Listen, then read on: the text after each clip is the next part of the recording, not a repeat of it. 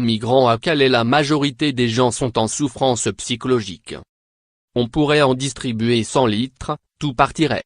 Il fait 5 degrés C ce jeudi du mois de mars, rue des Verrotières, dans la zone industrielle des Dunes, à Calais, et Christophe, ambulancier bénévole, constate que les thermos de thé sont déjà vides.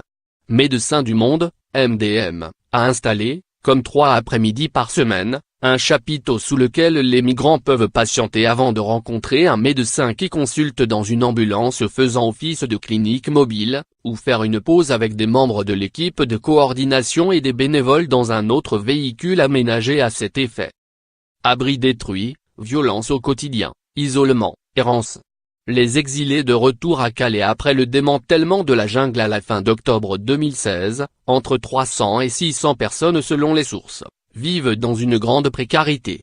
Ces conditions de vie affectent leur santé. Associations et professionnels de santé font état de pathologies psychosomatiques, eczéma, insomnie, etc., de troubles anxio-dépressifs, de stress traumatique et post-traumatique, ainsi que d'une augmentation des addictions. Surtout l'alcool, par ennui, par manque de perspective, dit le Dr Philippe Legrand, psychiatre addictologue au centre hospitalier de Calais.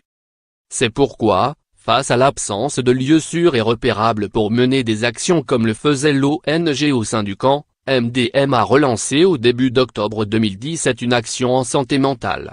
Nous avons identifié des besoins, explique Chloé Lorieux, responsable de ce programme sur le littoral.